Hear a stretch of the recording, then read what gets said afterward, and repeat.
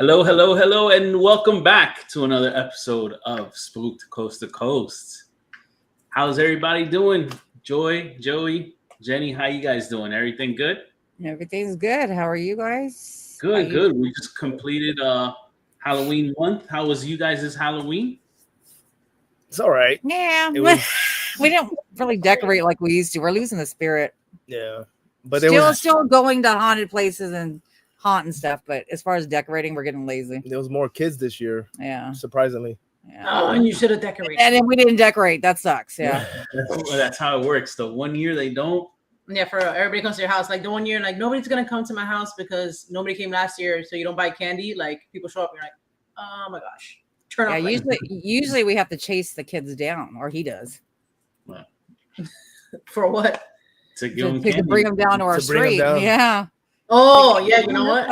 We kind of live in the back end of our area, and not our direct neighbor, but the one right next door to him. He's the corner house.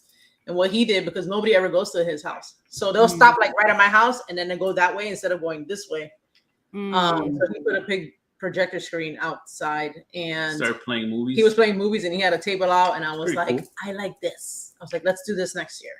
And then next year, Halloween falls on a Saturday, so heck yeah! I was like, let's do like a big ass thing about it. Let's do some, watch some movies. Yeah, do like a big some barbecue. You know, like a block party maybe. That'd be cool.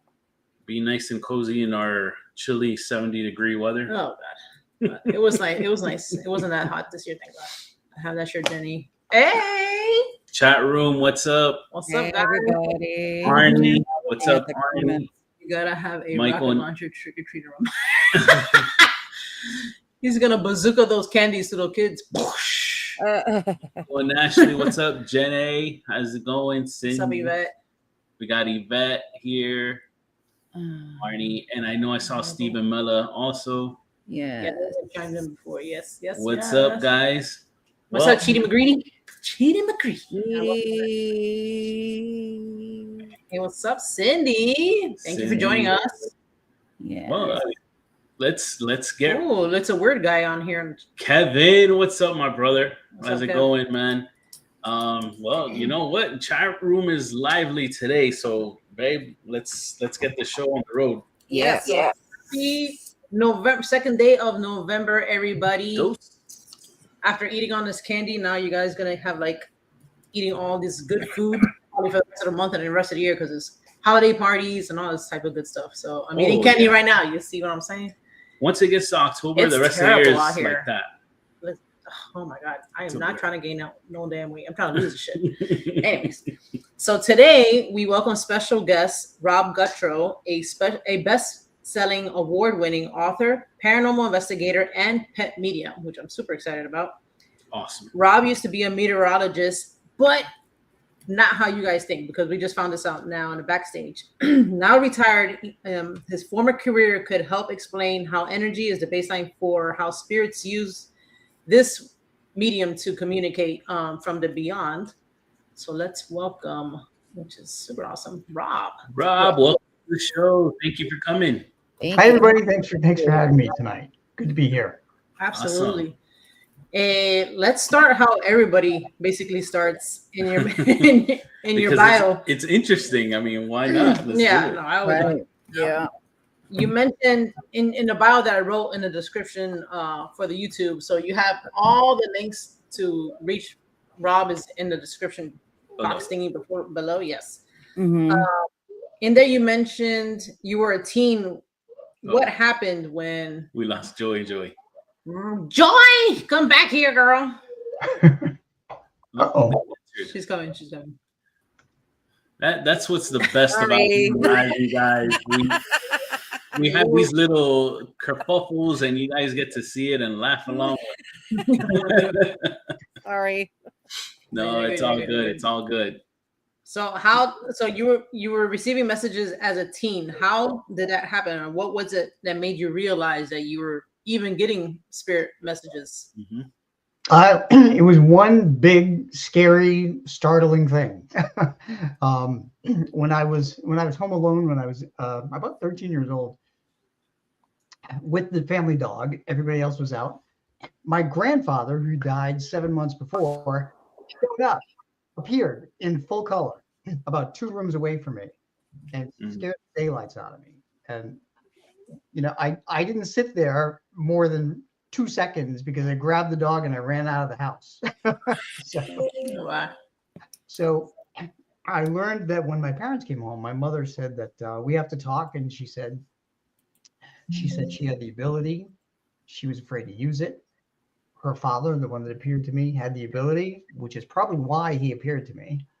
And then another cousin in my mother's side also had the ability and used to help police in Randolph, Massachusetts, solve crimes. Nice. So that was my introduction. And then I shelved it for a long, long time until I had a puppy. And my puppy was tragically killed at 7 months old when his leash opened, and he was killed by a car. And he reawakened my abilities. He taught me how pets communicate from the afterlife. Oh, sorry to hear that. Yeah. That was, so I realized, it took me like 10 years to realize this, but it took me 10 years to realize that actually was his mission in life. Yeah. To teach me how pets communicate so that I can bring comfort and understanding to people. And I've brought people all around the world. I've done readings for people. So it's been amazing. So what I was going to ask.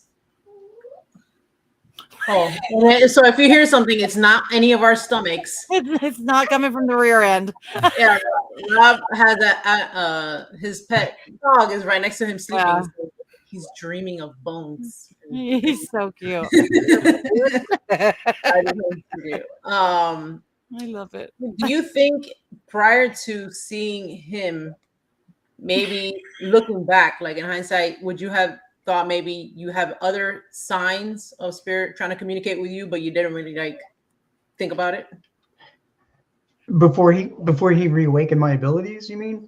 Not your dog, like your grandfather. There was like even when you were younger, I mean. Yeah, no, that was the first episode. And then in 1997, when I went back to school for another degree, I lived in a house that turned out to be haunted. It took me a while to figure it out. And then my aunt started coming through to me. She needed forgiveness from my mother, and I was trying to figure out what in the world was going on. This was back in 97, and it wasn't until 2005 that my abilities really reawakened. So there were a couple of things. I mean, living in a haunted house, having my aunt come through to me as a shadow figure, begging to get forgiveness from my mother, trying to figure all these crazy things out. But once I started getting signs from my dog, and I was able to confirm a lot of things, then I started going into historic places and seeing what I got to try and test myself. And that's how I began to develop my abilities. I am curious. How do they talk? How do they talk like we're talking? How does it work? So for pet communication, what they do is they will give everybody signs the same way they did when they were in the physical, when they were alive. So you may hear their nails on the floor. You may hear them snoring, like my dog is snoring right now, my living dog. You may hear them bark or meow or whatever, depending on whatever animal it is that you have for a pet. Those are just some of the signs. I mean, they'll jump up on the bed. They may nuzzle you. You may feel them. But as a medium, they come through to me and they can repeat words that they've heard because they're energy. So I've heard a lot of words, and the words are everything that they experienced. So, for instance, one story I like to tell is a little dog that came to me and kept mentioning the name Taylor Swift over and over again, out of the blue. Now, I'm old, so I remember, excuse me, Taylor Swift when she started out in country music. That was a long time ago. But I haven't really, I don't really listen to like current pop music. So the dog kept repeating the name, and I'm like, okay, I'll put it in the reading. So I typed it up. I type all my readings up, by the way. And the pet mom wrote me back and said, it's funny that the dog mentioned Taylor Swift 3-4 times. My daughter, every time she comes home from high school, she takes the dog upstairs into her room, closes the door, plays nothing but Taylor Swift music. And she's also been told she looks like Taylor Swift. So this dog was totally immersed in Taylor Swift. That's pretty funny. And that's out of the blue that, and I've never had another pet tell me about Taylor Swift. I love that. Yeah, I actually feel like our dog, because we put our dog down a year tomorrow. Actually, I'm trying not to be emotional talking to you, but I feel like she came through and like gave me a sign somehow. So what you said was interesting. We don't, as an investigators, we don't really think about animals, until you like put 2 and 2 together. So I really believe that they do show. After that, I really do feel like they do come through. And they come around usually and give signs around birthdays, anniversaries, and holidays, just like humans do, because those are the times when our emotional energy is elevated and we're thinking about them more. And they can sense that from spirit because they're energy too. Right. So, yeah. So you mentioned something I didn't know, scheduling, Rob, that tomorrow would be a year anniversary of your date. Yeah. Pretty I don't know. It's pretty interesting. So not because I gave Rob 2 dates. and this one kind of worked out. I was like, oh, right, better. And then he picked out this one. All right, let's move on from the date. Try not to get emotional.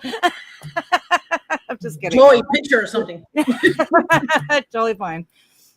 No, cool. Yeah. So I was gonna ask you, like, is there really a major difference between like human and? So is there only dogs? Have you communicated now? Cats. Yeah, other animals. Yeah, other pets. Dogs, cats, rabbits, birds, horses, ferrets, pet rats, gerbils, you name it. Is it so? How is it? Is it clairaudiently, clairvoyantly? So they can. Some of them can repeat words that they've heard. Others show me pictures, images of things. Others will make me feel like pain of death, or something that led to their death. For instance, a woman wrote me this past weekend. I did a reading for a woman who said that she wasn't exactly sure what was responsible for her dog's passing, and she told me that her dog had contracted a toxic blood. She had toxic blood disease, or there was toxins in their blood, and they didn't know how that came about. So as I was looking at the dog's picture and connecting with them, suddenly I felt like something bit me on the ankle. And I thought, what in the world is that? And then I heard the word tick. I thought, okay. By the way, the reading I was doing was from a woman in South Africa. So I thought, wait a minute, does South Africa even have ticks? I don't know. We have them up in Maine here. So, and I stopped and I wrote in the reading, I'm going to stop and I'm going to Google this to see if you have ticks. And it turns out they have 9 different varieties of ticks. And then I thought, okay, let me Google the different types of diseases, blood diseases that ticks will pass on. And I found one that matched all the exact symptoms that she had listed. She said the doctors didn't know what killed their dog. And then when she wrote me back, she said, oh my gosh, my dog was limping on his back leg in the months before he died. So it makes perfect sense that he was bitten by a tick there. So yeah, and so pets have communicated the way they pass. I felt my back collapse. I felt heart problems. I feel heavy breathing, kidney failure, all kinds of things. And this is the way the pets will share the way that their proof of identity with me. Damn, and I feel like pets, pet dogs and cats even, because my dad accidentally ran over our first cat back in the day when I was little. They die in such a horrible way, hit by a car or something like that. And then to feel that, pretty bad, like I would hate to feel that, feel how they died, I guess, what I'm saying. That must be like really hard on you, I think. It is. And that's why I do readings at home in front of a computer and type them out, because they're not only can they be somewhat painful, but they're very emotional. Exactly. That's what I'm trying to do. Some pets can connect to me immediately, and I'll start crying. And it's not a good thing to do a reading for somebody and it be a mess. so it's easier for me to do it this way. I get you. That's one thing. I'm like a big cupcake. Joy is too. She's emotional. I'm emotional. Armando, not that much. But I'm emotional about myself. I'm not emotional in front of people. I try not. Sometimes if I cry in front of you, it's because I couldn't hold it. I'm freaking always crying. I cry for when it comes to pets, right? My emotion is anger, not. Mine too. That's me. Yes, that's exactly me. So if you see me crying, I cry for everything. Anyway, no. How would you control, or what is your best way to control, especially during investigations? Like I've cried during an investigation because I think spirit made me feel that. Like they were feeling, and I couldn't even control that. And I was like, you have to get off me. Like, is there something that you do? I guess maybe to not have that happen, or to like poo-poo that away. Poo-poo. I love when you say that. Poo-poo. No, I actually just let the dog or cat or horse or whatever just convey their emotions. And, because I'm sitting in my office in the dark by myself, typing up the reading, it doesn't matter. I don't care. I want to be able to share that emotion with the pet parent. True. To let them know how truly loved they are. Yeah, I have a question that it was mainly from before. Somebody me and another mutual person, 𝗍𝗃. Tom Collins. Tommy. Yeah, so when we had talked to him one time, he had asked me about seeing a spirit cat, and then I had seen a black cat, spirit cat, and that was the first time I ever seen that. So we were wondering, like, what is that? Because I don't know. I don't feel like a lot of people have seen that, but now I'm talking to different people. I've seen it pops up here and there. Is there maybe in this location we have investigated numerous times, seen it one time, never saw it again. That night happened come through actually in a portal session, like the spirit box session, right? And it meowed. And I was wondering, have you heard or what could that be? Like if somebody sees like a black spirit cat, is that something? Could it be just a regular spirit cat, or is it something more? Oh, and if I can because add to he that wanted to too, know that when you saw it, you saw at one instant like the front half, and then you saw like another time that was the back half. Because I see spirit like that. Yeah. So there are a couple of things. There are a couple of aspects of this to provide an answer. The first thing is that 99.5% of all of our pets cross over when they pass. And I call the ones that cross over spirit. I call the ones that stay behind as earthbounds ghosts. So that's the way I make a distinction. It's unusual for a pet to stay behind as an earthbound ghost, but it's not impossible. I run into 5 earthbound animals. Do you know why they stay? I'm sorry? Is there a reason why they stay? Sure. Normally the reason they stay is because they're very, very attached to their pet parent, and they're hesitant to go on the other side. There was a little dog that I ran into in what is now called Johnson's Museum in England. When I went in there, he was a famous British architect. When I went in the museum, it used to be his house. There was a little black and tan dog running around that I saw. And I said to my husband, that's weird. They have a dog in this museum. He's like, there's no dog. So like, okay. Turns out I asked the people that work there, and they all have seen this little dog named Fanny. They had a giant portrait in another room of Mrs. Soane from the 1800s holding little Fanny on her lap. And that's the same dog that I saw. Wow. You saw it before you saw the portrait. That's awesome. Yeah. So Fanny likes to stay behind and greet people at the door. And that's why she stayed behind. That's her job. So whenever somebody comes in, she still greets them. Nice. The reason we see pets sometime in shadow, I explain this in terms of energy. Ghosts, earthbound ghosts and spirits need energy to get strong enough to communicate. When they have enough energy, they can appear visibly in full color, like my grandfather did. When they don't have enough energy, they appear as a shadow, just like a light bulb that's turned all the way down on the dimmer switch. You can see the outline, but you can't see anything else. So that's why, to me, it's all about energy. And that's why you saw a shadow cat. That cat didn't have enough energy to draw from, probably, to make a visible appearance.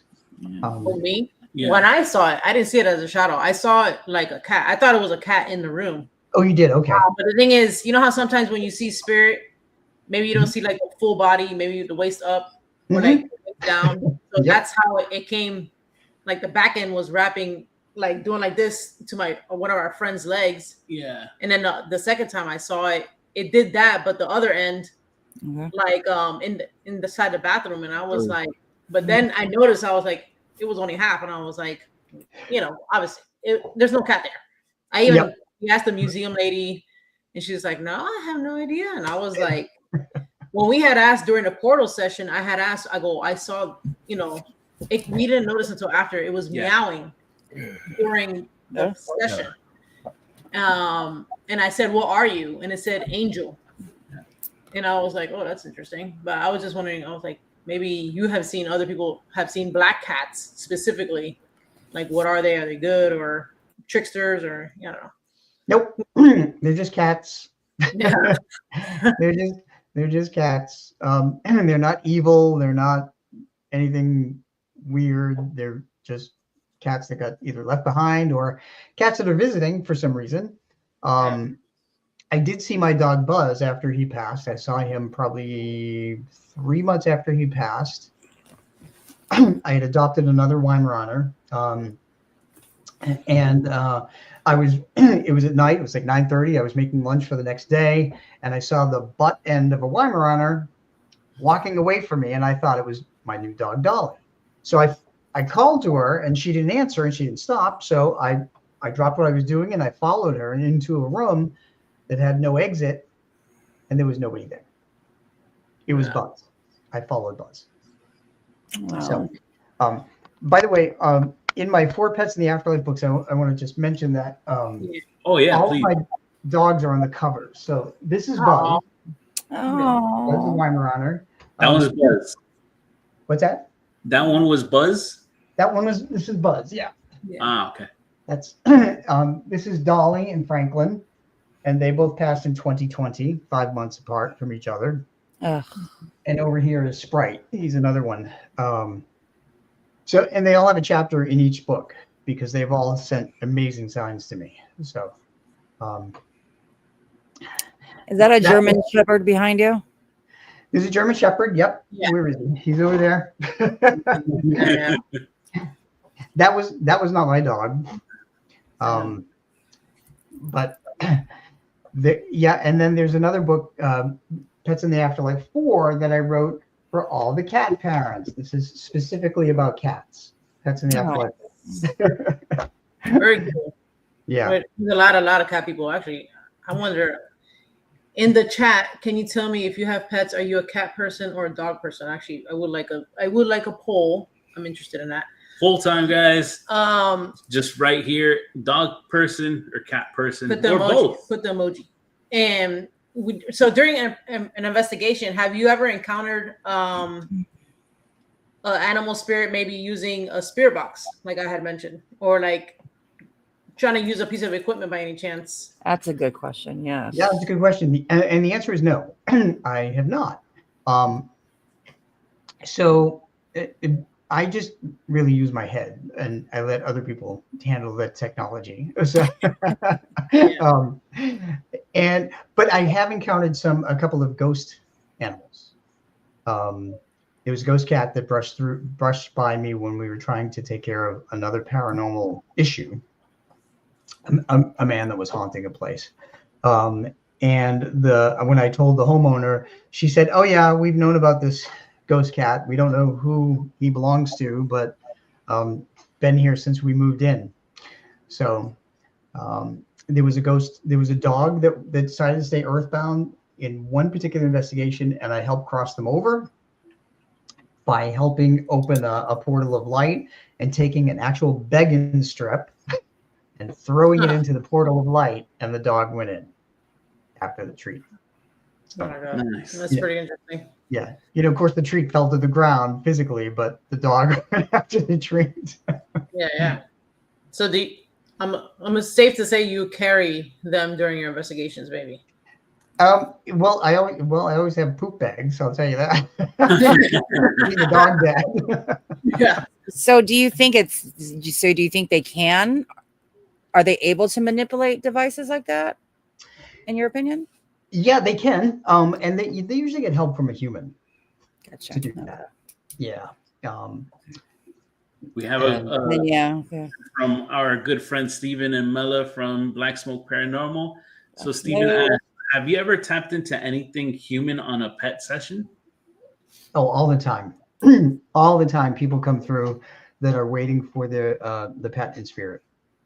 All the time. Usually it's grandparents, could be a parent. I've picked up on spirits from miscarriages that someone had. Just all kinds of people come through, and that's every day. So although I specialize in pets, I work with people all the time. But only the earthbound ones, the ghosts, because I try to cross all the ghosts over. So I decided years ago that I was not ever going to do a human spirit reading, because the last one I did was way too traumatic for me to type up. I can explain that if you want to hear it. Yeah, of course. Yeah, please. Yes. Okay, so I mean, being sensitive, as you know, people on the other side will tell you all kinds of stuff that is just sometimes horrific. So, because I do my readings by email only, I got an email from a woman that I didn't know. I didn't know where she lived. I only knew her first name. She wanted me to connect with her dad, who passed. All I knew was the dad's first name and the father's picture. And the father came through to me, and I have to type this up to somebody I don't know. I didn't even know where she lived. And it was awful. I mean, he was physically, sexually abusive. He was an alcoholic. He would beat her. And these are the things that came through. And I'm like, oh my God, I can't send this to her. Yeah. And finally I decided, okay, I need to just send it to her and tell her, I hope I am not connecting to your father. And she wrote me back and she thanked me for it. And then she said, everything you said was true. And she said, and the father came through begging for forgiveness. And I said, after that, never again. I am never going to do human spirit readings. I'll help earthbound ghosts, but people have too many hangups on the other side. I only want to talk about love and pets. Yeah. That's when I made the choice. Nice. Rob. Yeah. Well, go ahead, Joey. You were gonna say something? No, I was gonna say it's nice. Yeah, you set your own barriers. Yeah, definitely. And you stick to them because you don't want to affect your mental health. All that stuff comes into play. So. Yeah, it's like PTSD. Trying to connecting to somebody that did all of these awful things, and then trying to tell their daughter about it. that was just too much for me. So Yeah. pets are nothing but love and happiness, and some of them are grumpy. They do come up. They do come through grumpy. But Can you imagine being a grumpy pet? so there's some cats that have been really The grumpy. cats, cat. right? Okay. Grumpy cat. I was gonna say I gotta be a cat because I've never seen a That's grumpy probably dog. Really. the best cat I ever seen in my life. I'm a dog person. I'm biased, but grumpy cat to me, that was the funniest thing during that time period ever. Oh, right. Rob, I did have a question. Now that we're on the topic, and for the most part, I know spirit animals. They are, if they are earthbound, like you were mentioning, they just want to be with their owner, and things like that, and just want to see the best for their family. But I was always curious to know, like, what happens at that point when family brings new pet into home. Like, does that make the pet that passed sad, or what happens maybe there? do they leave? Or, Right. Yeah. Yes, great question. So some things I've learned is that number one, your pet in spirit will normally lead you to the next pet they want you to adopt. Number two, they will appear in spirit to the new pet. And sometimes they will train the new pet from spirit to do something they used to do, so you know that they are still around. So if you see your new pet that may never have met your other pet in life do something they used to do, then you know your pet is around in spirit. And I will give you an example in my own family. In 2020, our dachshund Franklin passed away. Franklin was this little red, smooth dachshund. He was the most stubborn, bullheaded little guy. And he was the only dog we had that ever growled, and he would show his teeth. And so after he passed away, we waited probably 8 months, and we are online looking through all the rescues, and my husband settled on this dog, Cody, who's a dachshund terrier mix. Absolutely adorable, beautiful looking little dog. He was 10 years old in the rescue, so we decided to adopt him. He's the most stubborn, bullheaded little thing, just like Franklin. And he growls all the time, just like Franklin. No. So I know that Franklin has been teaching him. Oh, wow. Teaching them all the bad habits. Yeah. Yeah, it doesn't have to be a good habit. Yeah, exactly. As Cute. long as he's not pooping everywhere, I guess it's okay. There you go. Yeah, well, our 17-year-old can do that. Yeah, I've heard a lot of people say that when a pet passes, they're instantly attracted to another dog, like it's that they're calling, like the pet calls them to the other animal. Mhm. Similarity, yeah.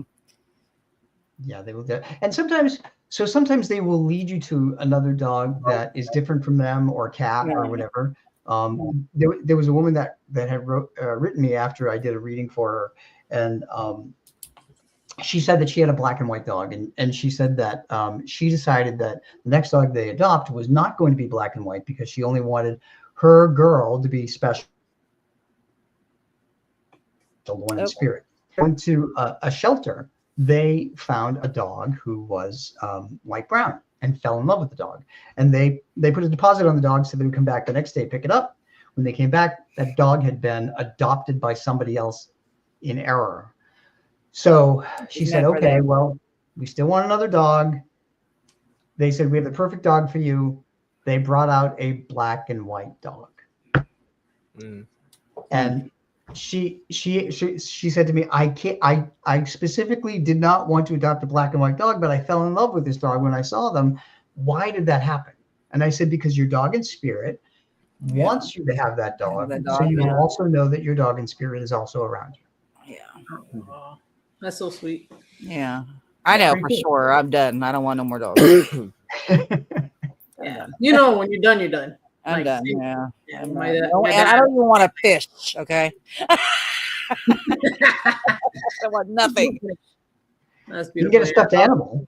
Yeah. That. Yeah, if they end up passing, I can't handle it. I don't want no more. Nothing. Nope. I can't. So speaking of stuffed animals, that's another thing that sometimes they have given me. So I did one pet reading for a dog who kept telling me about a blue toy, and then he started talking about an elephant, and I'm like, okay, I don't know if it's a blue elephant or if it's something blue that he loved, like a blanket or something, but there's something an elephant. So the pet mom wrote me back and she said he had many toys he loved, including this picture of the blue elephant toy. So that blew me away. I love getting those confirmations. Love it. Awesome.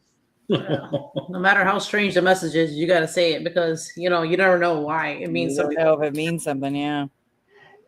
Absolutely. Yeah, there was another there was a cat that I did a reading for, and I said that your cat is going to give you a sign of a heart.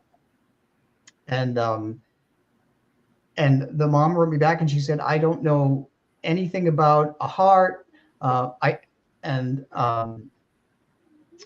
She said I was going crazy trying to figure out anything about a heart. And then she said, I realized that I had the cat's paw tattooed on my arm upside down.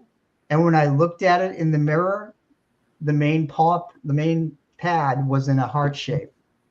And she said she had no idea. But that was her cat acknowledging the tattoo that her mom got. Yeah.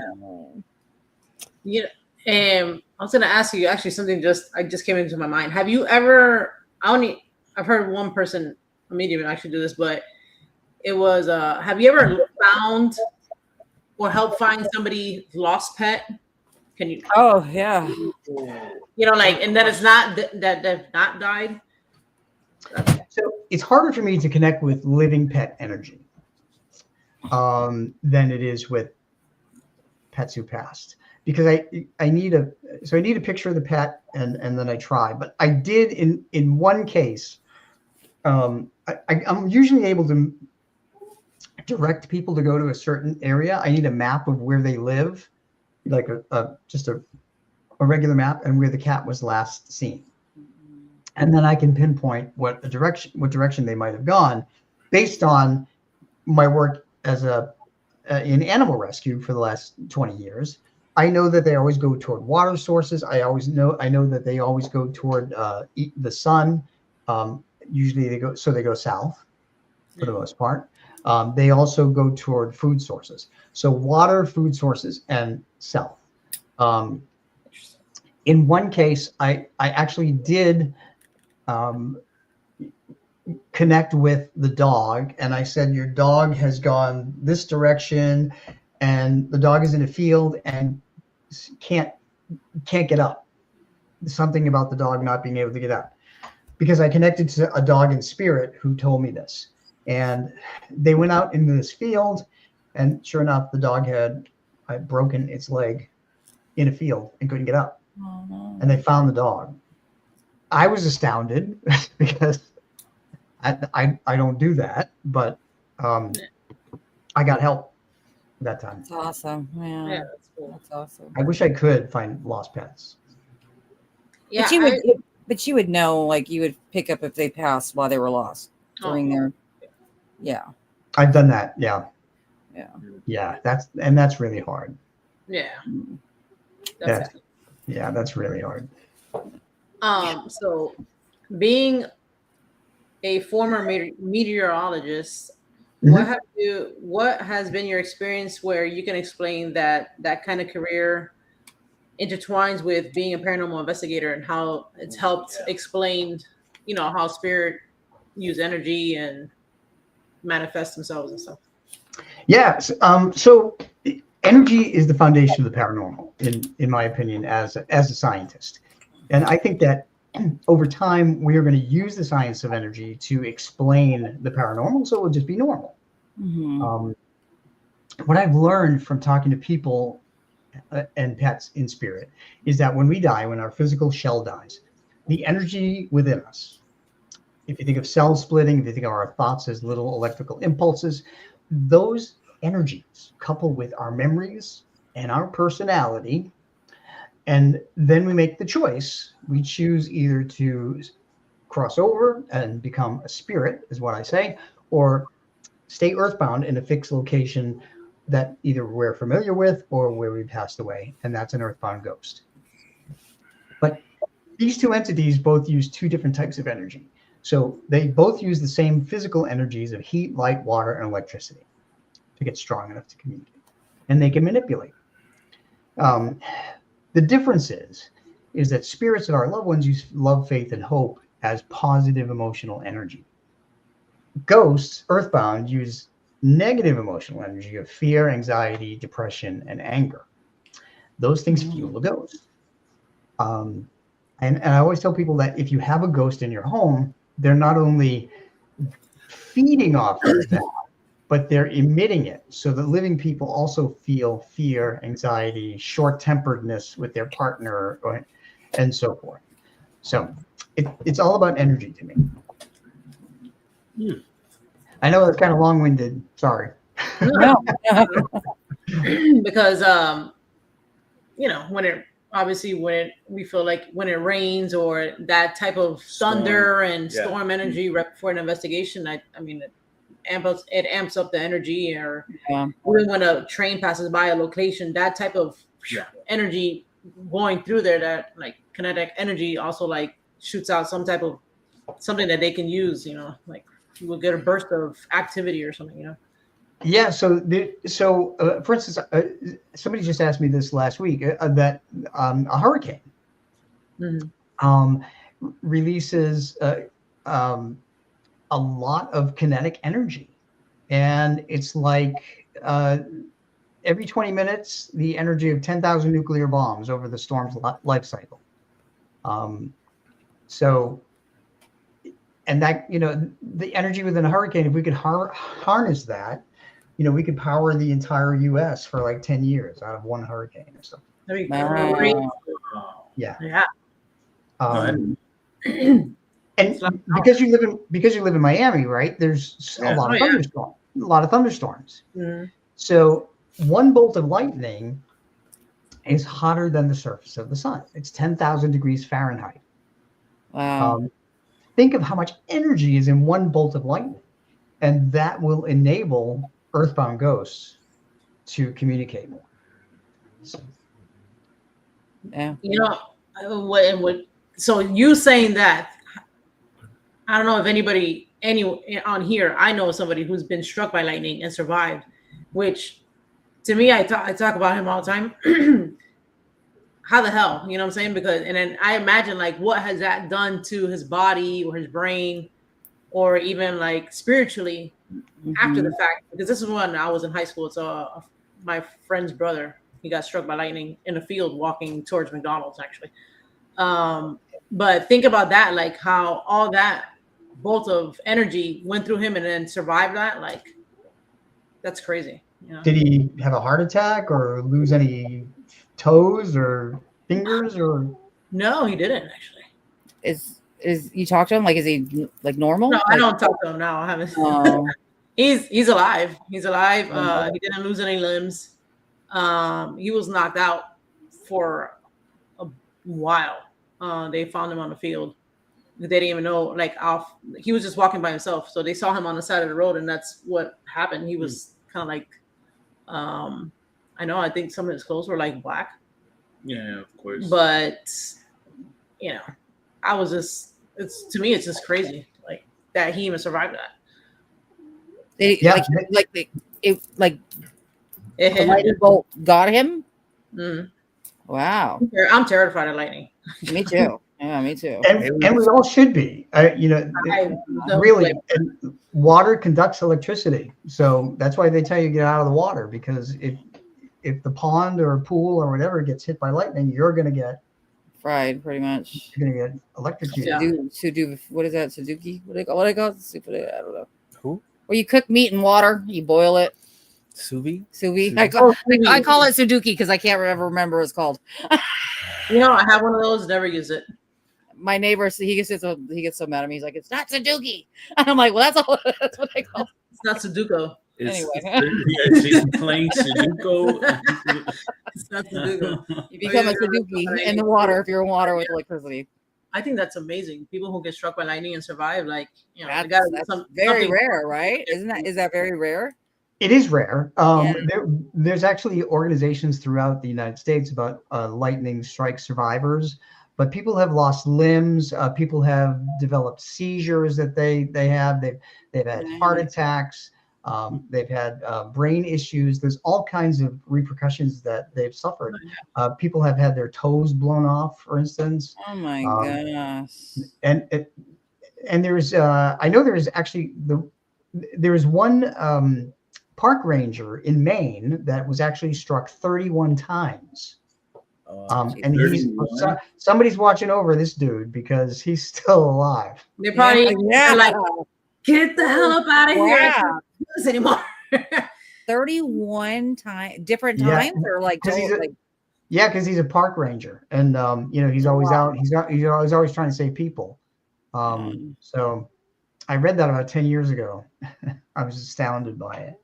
We need a real life Superman, that he's never gonna die. No, maybe it wasn't like intended to kill him. Like the God of Thunder was like whipping him with like a blanket, like a towel. Like that is nuts. Oh my gosh. For investigating, during investigating, what has been your favorite place to you have investigated? Blah blah blah. My favorite place. Other places that you've been to. Oh gosh, I've been through a lot. I think recently I've been on a number of investigations that are in historic places. One of my books that came out this year is The Haunting of 𝗵𝗡 Estate. It's in Weymouth, Massachusetts. We encountered 3 ghosts of different walks of life there. One was pretty nasty, and the other 2 were innocent. And also Hunt Memorial Library. That's actually my next book coming out, nice. where we help 2 ghosts cross over and find peace. So wherever I can get ghosts to find peace, those are my favorite places. Good. I can hear my kids. Anything creepy, or you have any experience that's like been the creepiest during an investigation where you're like, whoa, that kind of spooked me? Oh gosh, yeah, there's been quite a few. That you can share. Sure. The one that creeped me out the most is a place that after I left, I would never go back. I was working with the Inspired Ghost Tracking team in Maryland, and we went to a historic tavern, back from the 1700s in it was 𝗶𝗂𝗃𝗀𝘀, Maryland. I think it was called the 𝗶𝗂𝗃𝗀𝘀 Tavern, as a matter of fact. And I sensed a really hostile male ghost that had been there for a couple hundred years. And he just made me feel uncomfortable. So after the investigation, when I got home, the manager of the group called me with a recording and said, you have to hear this recording, and I want to know what you think. And it clearly was a male voice that said, kill Rob. Oh my gosh. And I said, I'll tell you what I think. I'm not going back. Yeah, I'd be like, no. I'm good. I said, wow. I said, so good luck with that. Yeah. You ain't gonna catch me. Yeah. Do you think he was just trying to scare you, or why do you think that? Well, probably he was nasty in life, and he kept his personality. So yeah. So one thing I found that's interesting is that earthbound ghosts maintain the same personality they had in life. If they were nice in life, they're going to be nice in death. If they were a jerk in life, they're going to be a jerk in death. But spirit, people who cross over to the other side, that's different, because they gain an awakening that some of the things they did or the way they lived was wrong here on Earth. So that's why a lot of spirits that come through in medium readings, like that abusive father, ask for forgiveness. Because they develop an awareness that their behavior was wrong. But ghosts don't get that opportunity. They can still be a jerk, in the afterlife. Yeah, definitely. So So some of your books are here in the background on that we can see. You have is it 4 books on pets and 5 books on spirit right now, or is it added on? Have you added? So I have 13. I have 4 series of books actually. So 4 are pets in the afterlife. And one is specifically about dogs, one is specifically about cats, and then the other 2 are about any domesticated animal. Number 1 and number 2. And that's not a dog pun, number 1 and number 2, just so you know. Yeah. It took you a minute. Didn't it? Another series is called Ghosts on a Medium's Vacation, where I've gone to England and Ireland and the Birdcage Theater and run into dead people who want to tell their stories. So that's a mixture of history and hauntings. Then there's another series called Ghosts versus Spirits, the earthbound ones in paranormal investigations versus spirits of loved ones who have crossed over. And then a new series called The Haunting Of, where I go to certain places with my new paranormal investigator partner, Monique Toussoon. And we do investigations and we try to help ghosts. So 𝗵𝗡𝗏 Estate, The Haunting of 𝗵𝗏 Estate, this came out this year. Nice. And she's a lot of fun. This is going to sound crazy, but she's a drag queen who decided to go on paranormal investigations in drag for the first time after doing it 15 years. And she's a tech whiz. When COVID hit in 2019, 2020, I can't remember. She couldn't perform anymore. So she said, I'm going to do this in drag one time, and I am going to see what the ghosts' reactions are. And the activity was through the roof. So she started doing it more and more. And I met her at a Paracon. She wanted a pet reading. She and her husband had a dog that passed. I did a pet reading for her. And then we've been on several investigations together. That was my first book with her. I've got another one coming out in January. I have 2 other ones that I'm writing with her from investigations. And she's funny. And that really helps when you're on an investigation because it... boring. It's boring. Yeah, it's boring, yeah. It can be boring. And I was at a paranormal conference with her and in Connecticut this summer, and it was like 96 degrees outside. And the conference had no air conditioning. No. And she's a hoot. So they had these giant fans, and she said she walked over to the giant fan and she sat down and she picked up her skirt and she said, "I'm cooling off." Oh my God. I love it. Yeah. They're so fun. Everybody just burst out laughing. So fun, yeah. So anyway, but she's a tech whiz. So that's my new series of books with her. Well, that's neat. So I really like the ghost versus spirit book series. I would definitely like to look into that. Because I just find that interesting. I think a lot of people get confused and would like to learn more the differences and stuff. I think what it is too is that well as far as I don't want to speak for everybody, I can't like what we've experienced. It almost seems like ghosts they're just afraid of the consequences of their things that they've done in life, and they just like, no, I'm staying here because I'm scared of what's going to happen to me over there. Some just don't want to. They want to. We've encountered spirits too that or ghosts, whatever, that just like being in the dark. They don't even want to. Yeah, they don't want to look for the light. They like the darkness. So that's why we see them in. We've had spirits in random fields. Like, hey, why are you here? Because they like the dark. They even complain about like camera lights. Wow. We've got that. So they like dark, and that's like lower energy spirits. So Mondo, I totally agree with you because I've talked to a number of earthbound ghosts that have said that they've always feared crossing over because they think they're going to a bad fiery place. And everyone I've talked to on the other side said there's no such thing as a bad fiery place. There's 3 levels of the afterlife on the other side, and it's all peace and calmness and love and acceptance. And people who did bad things in life usually choose the lower level, and then they try to work through forgiveness from the living people that they hurt.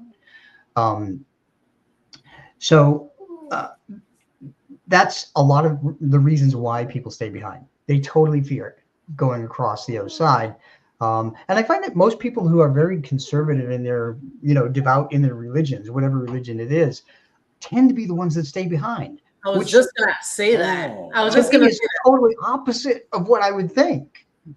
I was just gonna say that. I was like, I was just gonna ask do you find that people who are really, really religious are the ones that like maybe that makes them mentally like stuck, and instead of like, yeah. Yeah, it scares them to be an earthbound ghost. And I always tell people that being an earthbound ghost is like being in an isolation prison cell for your entire afterlife. Yeah. Do you think the people that don't want to cross over are still like, they still have unfinished business? Like they want to tell you something, they just don't know how to, there's something they still need to finish before they move on. Yeah, some of them do. I guess everybody has a different reason for wanting to stay behind. Yeah. But, so my advice to all of your listeners is don't stay behind. Yeah, right. Go to the light. Yeah. Be like a dog, cat, horse, bird, whatever. You know how dogs and cats in our home can sense when a good person comes in and they run over to them and let them pet them or whatever. Mm-hmm. That's why they cross over, because they can sense that there's peace in the light. And that's why they cross over, because they know that there's nothing but goodness on the other side. I always say that people are not that bright. We're not. We try to overthink things, and we're like, well, maybe I shouldn't go. Yeah. We make it complicated. We complicate ourselves in our daily lives. You know what I'm saying? So imagine that. So are animal spirits able, once they cross over, to come back? I find that they wait for us on the other side to make our transition easier. Okay. And a lot of people have said, well, my new dog is doing the same things that my old dog did. So my dog is reincarnated. I know they're reincarnated. But again, that's not what dogs tell me. They tell me they come back and they teach your new dog to do things that they used to do. So, and it also, a number of times I will connect to a pet who tells me they're an old soul, which means that they've lived before with us in a different lifetime. And they're always going to be connected to us. So that said, they will not reincarnate in this lifetime. So generally, I find that pets do not reincarnate in our lifetime, even though we want them to sometimes, but it's not their mission. Like Buzz. Buzz died at 7 months old. And his mission was to teach me how to communicate with pets so I can bring healing to people around the world. So, well, have you ever been to a pet cemetery? I know it sounds random, but I have. Just to see what you get. Yeah, I went to one in Maryland, but I find that cemeteries are not haunted. However, when you do go to a cemetery and you are there to honor somebody, their spirit from the other side will come back and visit and send you a sign that they're acknowledging your tribute to them. One woman told about visiting her son who was killed in the war of Iraq. She said that he loved dragonflies, and when she went to visit his cemetery, there was a swarm of dragonflies only around his stone when she was there. So she knew that he was there in spirit when she was there to pay tribute to him. So, so yeah, I don't find that cemeteries are haunted generally. I find that people generally haunt places that they knew in life. So I don't know how many people love to hang out in cemeteries when they're alive, but investigators. I don't know. Right? Not me. I'd rather haunt a nice location than being in a cemetery. But no, I feel the same way. I think cemeteries are very quiet. Actually, if I pass Universal Studios, I'm coming to you. And so, being that your partner, she likes a lot of tech. Is there a piece of equipment that you like? Obviously, not yourself, an actual piece of equipment that you are more fond of, that you like most being used in an investigation? Is there something that you prefer? So I think I like the thermal sensors because they detect hot and cold. And you know, and I explain cold spots too, you know, energy wise, because what ghosts are doing is they're drawing the energy of motion of air molecules. They're drawing that energy and they're slowing those molecules down by taking that energy away. And fast moving molecules of air are warm air, slow moving molecules of air are cooler air. And that's why we get cold spots whenever a ghost is trying to get strong enough to communicate with us in a certain area. So thermal sensors, I think, are like a meteorologist's favorite. God, yeah, I didn't even think about that. Yeah. Meteorologist, yeah. Again, I explain everything in terms of energy. So I'm always thinking that way. Yeah. Cool. I'm a nerd, you know. I think that's neat. So for the people in the chat, I don't think we mentioned it. You're a meteorologist for NASA. Mm-hmm. I retired. Yeah. Right. Yeah. Right. Oh no, we did mention that because we said Yeah. Never mind, we did mention that because Arnie wanted me to ask you about 3i Atlas. I was like laughing at that.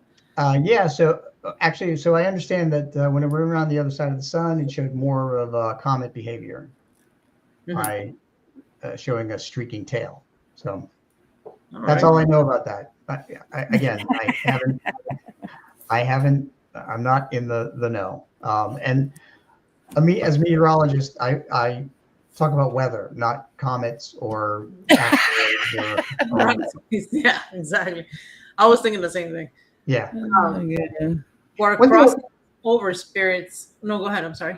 I wanted to mention one thing. I thought I saw somebody say something about water, and I have found that the most haunted places and haunted towns are usually located near water, whether it be oceans or streams or rivers or ponds or something like that, because water energy really helps them manifest. Yeah. There's a town in Maryland called Ellicott City, and Ellicott City is an old Civil War town, and there's two rivers that run right through it, and it is definitely the most haunted town in all of Maryland because that water energy continues to fuel all the ghosts that are there. So I always wanted to go to Maryland and up north and Maine also too. I always want to go up there. Yeah. Well, don't go to Gettysburg because it's overwhelming as a medium. Oh, Totally. Gettysburg. Oh, we went not last year, the year before, and like the same day. 2024. Yeah, it was 2024. Last year. Damn. Anyway, it seemed like 2 years ago for some reason. The same day that we went upstairs, put our bags in a room, leaving the room, going downstairs, I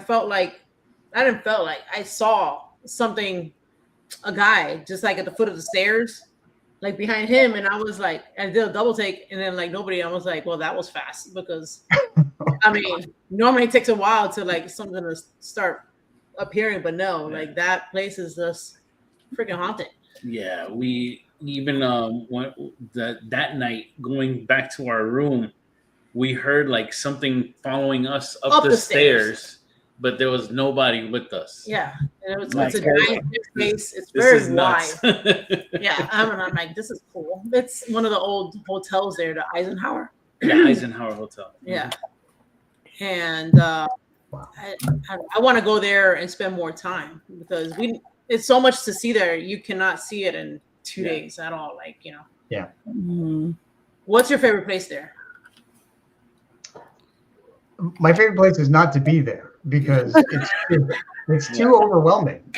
It's like 10,000 people screaming, 10,000 men screaming at me. Oh, wow.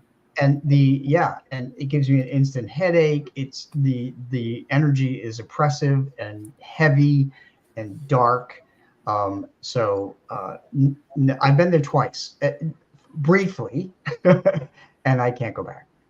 Yeah, it's the second day we were there, the main day that we were there, say we got there Friday, Saturday, the beginning of the day, I just woke up with a headache. I told him, I was like, yo, you got to go get me coffee or something. I can't deal. And I was not well until like a whole hour. No, a couple hours into like the event we were at. We were at Gettysburg Bash. We were at the Gettysburg Bash. Yeah, it's a paranormal con. And yeah, my headache. And I was telling somebody else, and then that lady had a headache too. And I know she's a little bit sensitive. And I was just like, I can't tell if it's the people here or it's just like everything. You know, it's just a slosh of everything. It was too much for her. But it felt better afterwards. But it's a lot of energy there. What's up, Dantex? Dantex. What's up? Yeah, she needed her Dunkin' coffee. I thought it was a coffee related, but I don't know. I understand when you say like it's heavy. I can see that. We went to the bridge. I can't remember the name of the Sachs Bridge. Oh, Sachs Bridge. I kind of want to say I think something followed me back from there, and then it lingered around for like a while. It went back. But I thought that was interesting. I'm not sure why I did that. I don't know. It was very weird. Like the whole place is kind of weird. I thought we had I was happy about it because I thought that was the bridge from Beetlejuice, but I ended up researching it. I wasn't even in the right state. I wanted to ask you about crossing over spirit. So have you found that some spirits are like stubborn? Obviously, they don't want to go. Yeah, we kind of mentioned that. Mm-hmm. Is it always the same situation for every spirit? Do they all cross over the same, or do you have to like do something different for different places or locations, or even maybe pets? Well, no, pets, begging strip, whatever. Right, that was it. Just the begging strip. So yes, trying to cross a ghost over is really difficult because it's really, you have to be it's almost like being a marketing person. You have to. Here I am as a complete stranger to this earthbound ghost, trying to tell them that they can find peace if they listen to me, a total stranger who wants to help them cross over. So you have to win their trust. That takes a long time. There was in one case, we helped a burn victim who had followed a nurse home. Because she wanted to get help from the nurse. Long story short, in my book Case Files of Inspired Ghost Tracking, I call this the burn ghost. There was nobody in the house when we came to investigate it. Woman, the wife walked in, and suddenly there was a ghost with her. And the ghost showed me burnt, singed black hair, and an earring melted into her ear. And I said that to the woman, and she said, "Oh my gosh, I know who you're talking about. I am a nurse at one of the local hospitals. I work in the burn unit, and I know the girl that you're talking about." And so that female ghost kept following the woman home from the hospital because she wanted help finding peace, crossing over. But she waited too long at the hospital because she was confused. So I always tell people that when we first die, our energy is at a peak. Think of us as a battery with our energy at peak. And then over time, just like an ever-ready battery or Duracell, that energy level drops. And when it drops to a certain point, we don't have enough energy to open the doorway to the other side. Mm-hmm. So that's why ghosts need help crossing over, because they don't have enough energy. So we told her that we would help her. And what's fascinating about that particular case is the nurse called the hospital to get the woman's name. We got the woman's name, so we were able to address her by name. We were able to connect her to a grandmother figure on the other side. When we opened a doorway to the other side, she was able to go over and cross over. Whenever we cross people over, we always feel a burst of warm air. I'm still trying to figure that out scientifically, but that's always what happens. We crossed another ghost over in a restroom. Don't ask. Nurses are haunted, okay? Like they have a lot of energy. I have experience with that. Yeah. Yeah. So really, it is selling it. And it's hard to win their trust. I mean, like I said, you're a total stranger, and you're trying to tell them what's good for them, and they're not always going to believe you. So some ghosts we've had to leave behind. That's true. I mean, in some locations, it takes a while for spirit to like warm up and then start even interacting with us. So imagine trying to cross them over. They're gonna be like, "Go away! Who are you?" Or maybe they're scared. They don't know what the hell you're trying to do, or I don't know. That's weird. Going back to the religion thing, maybe they think you're like doing some witchy stuff on top of that. Like we've gotten called that too. So it's a whole combination of stuff. It's very interesting. And if there's something that you do, I wanted to ask you for protection before investigation or for like readings, so you don't have like that type of residual energy at your house.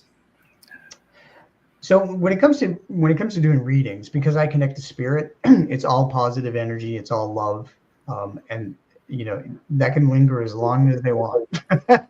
But when it comes to investigating earthbound ghosts, because they're negative emotional energy, there are precautions that I take. So I envision myself surrounded by a cocoon of white light, positive energy before I go in. Sometimes I will play music that I can sing along to before I go on an investigation, so I can feel good. Other times, after an investigation, it's always recommended to take a shower. Water energy is purifying. Come out and touch a tree, ground yourself, get all the negative energy to go into the earth. Or we eat chocolate after an investigation because it raises your endorphins and makes you feel better inside. So positive emotional energy. Chocolate. Mm-hmm. How about gummy bears? I like gummy bears. I'm not sure. You can do gummy bears, whatever makes you feel good. So, yeah. So those are the ways. Oh, black onyx, by the way. Somebody introduced me to black onyx as a protecting thing that absorbs negative energy. So somebody gave me black onyx, and I bought a couple more, because I've actually wound up giving one to a person at 𝗟𝗏𝗃 Estate. This was an investigation. It was a public investigation, and one of the earthbound ghosts adversely affected one of the people on the investigation emotionally, and I had to give her this black onyx, and we had to take her out of the room where the ghost was, because the ghost was trying to control her and make her feel miserable. So that's a crazy story. It's the 𝗟𝗏𝗃 Estate book. Wow. You never had I'm assuming no, but like ever dealt with somebody or something with like not possession but maybe oppression, like you were saying, like that spirit was trying to control them, like something more darker? No, not really anything that was dark. I say that people maintain their personalities, so there have been some pretty nasty people that stayed behind because they were nasty, and of course they're afraid to cross over because they think they're going to a bad place. So they're still nasty in life, afterlife, as they were in life. So I could have swore I heard a female breath go something. Nobody heard that? I gotta watch this shit back. Play it on your phone. I could have swore. I don't want to lose this. 114. Go back on your phone. I'm gonna mute it. 114, 14, now 13. Yeah, I could have swore I heard go back or go back. I don't know. Maybe I'm tripping. Hold on. I'm gonna mute it. Keep talking. Sorry. I'm gonna watch it on the phone. Hold on. I did have some going back to pet mediumship. So there's a movie. I'm not sure if it's come out or it's about to come out. But I'm definitely, and I'm not the horror buff she is. I'm more of like the slasher, like the Freddy type of thing. We just saw Black Phone today. Never saw it before. It was pretty good. But there's a horror film that's coming out or has come out. I'm not sure, called Good Boy. It came out. It came out already. So it's about a canine that's protecting his owner from like bad spirits and things like that. It's a horror film. Scary movie. I do know that in life, our canine friends, they do protect, you know, their owners, children, things of that nature. How about after they've passed? Is that something similar as well too? That they're still protecting the family, you know, in case if there's I don't want to say demon, because that seems to be the go-to word whenever there's anything negative, but like a negative entity, spirit, attachment in a home. Are canine pals still there to kind of help us in that sense, even though they passed on? Yeah, good question, Mondo. Yes, absolutely. So they act as protectors. It could be a dog, it could be a cat, it could be a horse, it could be a rabbit, it could be anything. And what they do is they will influence us to make a better decision and steer us away from something that will be detrimental to our mental or physical health. So the way that people can feel those things is to just trust your feelings. If your head says one thing and your heart says another, trust your heart. Could be her. Yeah. Because positive emotional energy, like the spirits of our dogs and cats and horses and so forth, they will make us feel. They will use emotions to make us feel what if something is wrong or right. Just like they can figure out if a person is good or bad when they come in your door. So trust your feelings. Okay. Yeah, definitely. It might have been you, Jen, by the way. It's You're always you're like a ventriloquist. I swear to God. But I don't know. I don't know. I don't know. You say something, and then as soon as you say it, it's something right after it. But like it doesn't. I don't see her mouth breathy. moving. I don't see her mouth moving. I'm no. telling you, that's what I'm saying. She's like a ventriloquist. Well, She would make a damn good ventriloquist. Jenny is better and funnier than Jeff Dunham, I guess. Yeah. Is what we learned tonight. Like woke me up. I was like, what? Oh my God. Rob, I wanted. Go ahead. No, I just wanted to say thank you for your time. We really do appreciate it. You've been like a book of knowledge for us, because I've always thought this was an interesting topic, and just recently finding out maybe in the past year that this was a thing, and then for you know, you and Jenny to have worked out to be on the show, I was super excited, just because this is something I've always wanted to touch on and kind of develop more knowledge on it. So I really do thank you for spending your time with us, educating us and our viewers as well. Can you tell everybody so the new books that you have coming out and where to find your books so they can see them? Sure. So this past January, I released Haunting of 𝗵𝗡 Estate. I recommend that one because there's 3 crazy ghosts in there. Ghost of Linville Manor, I just published this one 2-3 weeks ago. That's Maryland's most haunted house. I did an investigation there. And coming up, I'm going to give you a sneak peek at the next book cover. This is Haunting of Hunt Memorial Library with Monique. That was insane. That's where we did our book signing for 𝗵𝗡 Estate, did a public investigation afterward, connected to three different ghosts, 3 different levels, 2 crossings over. It was crazy. People can find me at robgutro.com or petspirits.com, and then I'm on Facebook and all the other social media hoo-has. Absolutely. Yeah. Thank you so much for joining us. Joy, where are you, girl? Joy. There she is. I'm not used to being out of frame. I'm used to him popping out of frame. I'm so sorry. Oh my God. Yeah, Rob, thank you very much. Oh, and you know what? We were talking about this topic a little bit earlier in the episode.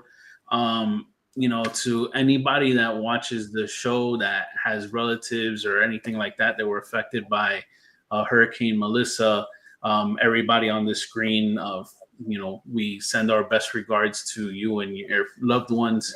Hope you guys are able to get through it, because I know it affected Jamaica, Cuba, and I'm not sure the trajectory afterward. But, I don't know after Cuba, but yeah, Jamaica got. I mean, that thing was massive. Yes. And being Jen and I, we were around in '92 when we had the worst hurricane of our lifetime, Hurricane Henry. Yeah. That we can relate, and we feel bad for you. We just send our best wishes to you guys. Rob, thank you again. Thank you for spending time. We don't want to take more time away from your canine friends and your husband as well. And we hope to catch up with you later with your paranormal now adventures with Monique. Yes. We get to hear more about that and catch up with you in the future. That would be great. And by the way, I was my specialty at NASA was hurricane science. So I know all about them. Yeah. But thank you all for having me. It's been such a pleasure to talk to all of you. And I think we could go on and on for quite a while, but hopefully I'd love to join you again. Yeah. Yes, absolutely. Oh, definitely. We would love That'd be great. Yeah. We'd love to catch up with you. Okay. Thank you. All righty. Well, thank you very much, Rob. Have a great night. All right. Good night. All right, good night. Night. So thank you everyone for your questions, guys. You are awesome. We kicked off November month amazing. I'd say we all learned a lot today with this episode and speaking with the pet medium. Joey, you guys have anything for the good folks? Wait, yes, next week. Oh, Saturday. Yeah, don't forget. Yeah. So, and if Michael and Ashley are on the episode still, check out their latest video that came out earlier today. Yes. Yes. By the way, I hit my notification, Limestone, and I didn't get no notification. And I logged on. I'm so sorry I missed it. Yes. Oh no. Me and Ashley were talking about that YouTube, even if you have, I had missed the last video. Yeah. So I said I hit the notification thing again, to kind of redo it. And Yeah. I did get it today, but I don't know. YouTube is wonky. So I think that happened with Haunting Angels too. Yeah, I think I popped on Haunting Angels late. I don't know. One of the videos. Same thing happened with me with the new reality. Yeah. So that episode I saw, but then they came out on Halloween Day. I didn't get any notification. I didn't get a notification at all. So it's like picking and choosing who it sends out, I think. I'm not sure. Yeah. But yeah, guys, next Sunday we won't be here. We're gonna be off. Reason being is because Jen and I, Cindy, don't have to worry about that. Yeah, Saturday. Yes, we will be on live next Saturday around this same time. Yeah, we will be investigating. You guys can get to see how we do, and Joey will be there, asking questions, investigating my own Miami location from LA. So that's going to be a first for them as well. So guys, please be sure to tune in. We would love to see everybody there live. If you guys have any questions that you want us to ask during the investigation, please feel free to do so. Joy is going to man the chat room that day. Oh, wow. Thank you so much. Thank you so much. Rob, you're an amazing guest. Thank you very, very much. Absolutely. Guys, you guys are awesome. So so the place we're going to go to next week, I say let's just start at 6. We'll do it 6. We'll keep it 6. I don't know. What's a good time for you guys? Chat maybe Saturday. I don't know. What do you think, Joy? 6? Well, we are going to be there in our car, remember, because we're going to be driving. Yeah. So whenever, All right. So we'll keep it at 6. Yeah. It's just going to be Saturday night, and we'll be live at a place. And then, so how we always investigate, and Joy is live at her place. It's going to be the opposite. So stay tuned for that. Yeah, you guys saw an amazing investigation that our great co-host Joey and Joey did at David Ullman's house. You're too kind. You guys were part of it. Fantastic. It doesn't matter. Yeah, he That's my saw a favorite. brief cameo from The Rock. The Rock showed up. I don't know. Y'all gotta watch that. And it was not Dwayne Johnson. We saw in 1990s The Rock. Okay, he took the DeLorean back in time, baby, and we got him on Spooked Coast to Coast. Wait, But are we next Saturday- going to announce what we're going to introduce, or you want to wait on that one? Do you remember? It's up to you. We can wait. Yeah, we can wait. Yeah, we have a special announcement for you guys, but that's going to be later on. Don't worry about that. It's just an ad. It's not a special. It's just adding to something different. Yeah. Yes. But next Saturday we do have something special for you guys. We're cooking up some new recipe for you guys, and it's going to be Jen Mondo 305 Paranormal investigating. Yep. Post railroad. I didn't want you to say where it was at. I said it last week. And I'm saying it again. I was hoping everybody. You guys will see. It's in a location that we talked about last year, and we were wanting to help, to create awareness on that location so that way it could be saved. They're still, doing their thing and hosting a lot more events nowadays. They're doing way better. So I'm excited for you guys to see one of our favorite locations. But until then, please remember, if you want to get spooked, hit that notification bell, hit the like button, and please feel free to comment on this episode. Tell your friends, tell your family, watch Spooked Coast to Coast. We will see you guys next Saturday. Shout out to Rob Gutro. Saturday, 6 p.m. Deuces. Bye. Bye.